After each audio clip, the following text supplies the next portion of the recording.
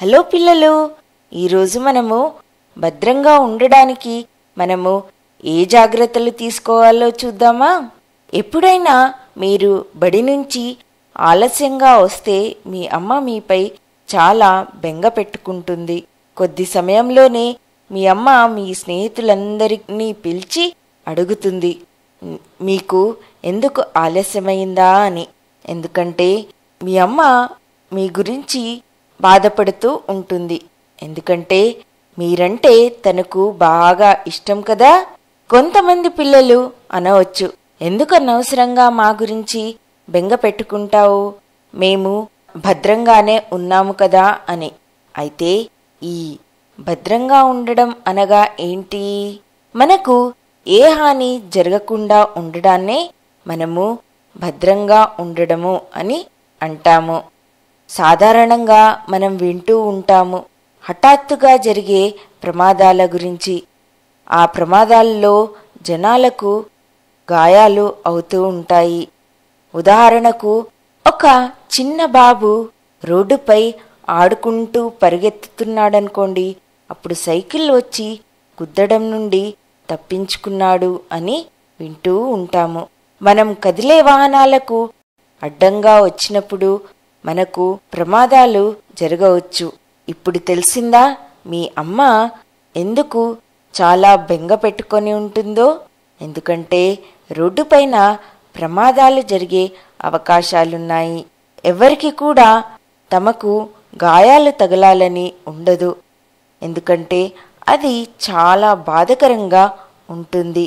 అందుకే గుర్తుంచుకోండి, మీరెప్పుడు కూడా కదిలే వాహనాలు లేదా వెళ్లే వాహనాల మధ్యలో రాకూడదు.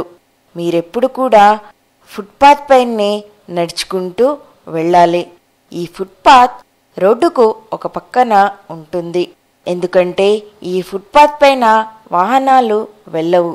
కాబట్టి ఫుట్పాత్ పైన నడవడము మనకు చాలా మంచిది. కానీ మీరు ఈ ఫుట్పాత్ పైన పరిగెత్తకూడదు. అలా పరిగెత్తేటప్పుడు మీకు హాని జరగవచ్చు. మీరు కిందపడి మీకు దెబ్బలు తగలవచ్చు. కాబట్టి మీరు ఫుట్పాత్ పైన మెల్లగా నడుచుకుంటూ రోడ్డుకి ఒకవైపు నుండి నడుచుకుంటూ వెళ్ళాలి. ఇక్కడ చూడండి ఏం జరిగింది. ఈ బాబు అరటి తొక్కపైన కాలు పెట్టి జారి పడ్డాడు. దీన్ని ఎవరు ఇక్కడ విసిరేశారు? ఇలా విసరడమే ఈ బాబు పడడానికి కారణము. మరియు మీరు నడిచేటప్పుడు రోడ్డుపైన చూస్తూ నడవాలి. మరియు మనం ఎప్పుడు కూడా దీనిని శుభ్రంగా ఉంచాలి. ఎప్పుడైనా మీరు అరటిపండు తింటే దాని తొక్కను ఇలా ఎక్కడంటే అక్కడ విసిరివేయకూడదు. దానివల్ల ప్రమాదాలు జరిగే అవకాశాలున్నాయి. అది మీకన్నా జరగవచ్చు, లేదా మీ స్నేహితులకైనా జరగవచ్చు. ఒకవేళ మీరు మీ ఇంటిని చేరుకోవడానికి రోడ్డును దాటాలనుకోండి, అప్పుడు ఏం చేయాలి మరి? మీ అమ్మగారు మీకు ఎప్పుడూ చెప్తూనే ఉంటారు, రోడ్డును దాటేటప్పుడు చాలా జాగ్రత్తగా దాటాలి అని. ఎందుకంటే రోడ్డును దాటేటప్పుడు మీరు ఈ కదిలే వాహనాల మధ్యన వచ్చే అవకాశం ఉంది. అయితే అలాంటప్పుడు మనం రోడ్డును ఎప్పుడు దాటాలి చూద్దామా మరి? మీరు సాధారణంగా ఈ ట్రాఫిక్ లైట్లను చూసే ఉంటారు. మనం రోడ్డును దాటేటప్పుడు ట్రాఫిక్ లైట్లను అనుసరించాలి. ఈ ట్రాఫిక్ లైట్లు వాహనాలను ఆగమని లేదా వెళ్ళమని సూచిస్తూ ఉంటాయి. ఎరుపు రంగు లైట్ అనగా రెడ్ లైట్ వాహనాలను ఆగమని చెప్తుంది. మరియు పసుపు రంగు లైట్ అనగా ఎల్లో లైట్ వాహనాలను రెడీగా ఉండమని చెప్తుంది. మరియు ఆకుపచ్చ రంగు లైట్ అనగా గ్రీన్ లైట్, ఇది వాహనాలను వెళ్ళమని చెప్తుంది.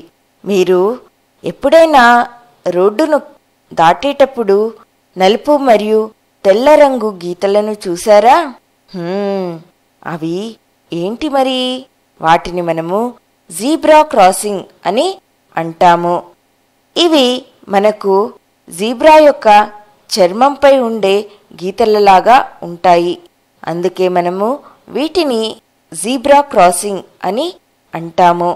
ఇది రోడ్డు దాటడానికి ఉండే ప్రత్యేకమైన దారి. నడుచుకుంటూ వెళ్లేవాళ్లు ఈ దారిని ఉపయోగించి రోడ్డును దాటుతారు. దీన్ని ఉపయోగించడం వల్ల మీరు సురక్షితంగా రోడ్డును దాటగలరు. కానీ గుర్తుంచుకోండి, మీరు వాహనాలు కదిలేటప్పుడు ఈ జీబ్రా క్రాసింగ్ని ఉపయోగించి రోడ్డును దాటలేరు. ఎప్పుడైతే ఈ ట్రాఫిక్ లైట్ వాహనాలను ఆపుతుందో అప్పుడే మీరు రోడ్డును దాటగలరు. కానీ ఒక విషయం చెప్పండి, ఎక్కడైతే ఈ ట్రాఫిక్ సిగ్నల్లు ఉండవో అలాంటి స్థలాల్లో మీరు ఏం చేయాలి? అలాంటప్పుడు మీకు అక్కడ ఒక ట్రాఫిక్ పోలీస్ మ్యాన్ ఉంటాడు. తను మీకు దారి చూపిస్తాడు. అలాంటి సమయాల్లో మీరు ఏం చేయవచ్చంటే, కొంతమంది పెద్దవాళ్లు రోడ్డును దాటడానికి ఒక చోట చేరి ఉంటారు. మీరు కూడా వాళ్లతో పాటు రోడ్డును దాటవచ్చు. అయితే మీరు రోడ్డును దాటేటప్పుడు ఎడమవైపు, కుడివైపు చూస్తూ రోడ్డును దాటాలి. మరియు ట్రాఫిక్ లైట్లను అనుసరించి మీరు రోడ్డును దాటడం కూడా నేర్చుకోవాలి. ఎందుకంటే మీరు కూడా కొద్ది రోజుల్లో పెద్దవాళ్ళవుతారు కదా. ఇవన్నీ అలవాటు చేసుకుంటే పెద్దవాళ్ళయ్యాక మీరు రోడ్డును దాటడము సులువుగా అవుతుంది. అయితే ఇప్పటి వరకు మనము కాలినడకన వెళ్తూ వచ్చేటప్పుడు తీసుకునే జాగ్రత్తల గురించి నేర్చుకున్నాము. మరి సైకిల్ పైన వచ్చేవాళ్ళు లేదా బస్సులో వచ్చేవాళ్ళు జాగ్రత్తలు పాటించిన అవసరం లేదా? వాళ్ళు కూడా జాగ్రత్తలను తీసుకోవాలి. మీరు చూసే ఉంటారు, కొంతమంది ఏం చేస్తూ ఉంటారంటే కదిలే వాహనంలో ఎక్కడం కానీ దిగడం కానీ చేస్తూ ఉంటారు. అలాంటి సమయంలో వాళ్ళు కింద పడి వాళ్లకు తీవ్రంగా దెబ్బలు తగలడం కూడా చూసే ఉంటారు. అందుకే మీరెప్పుడు కూడా కదిలే వాహనాల్లో ఎక్కడం కానీ దిగడం కానీ చేయకూడదు. మీరు మీ బస్ స్టాప్లో ఒక వరుసలో నిల్చొని ఆ బస్సును ఎక్కాలి. బస్సు ఎక్కేటప్పుడు మీరు ఎవరిని కూడా నెట్టడం కానీ చేయకూడదు.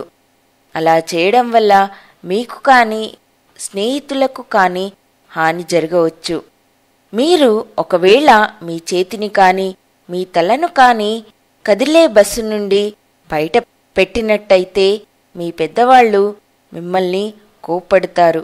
ఎందుకంటే అలా పెట్టడం వల్ల మీ వాహనం బయట వేరే కదిలే వాహనాల వల్ల మీకు హాని జరగవచ్చు.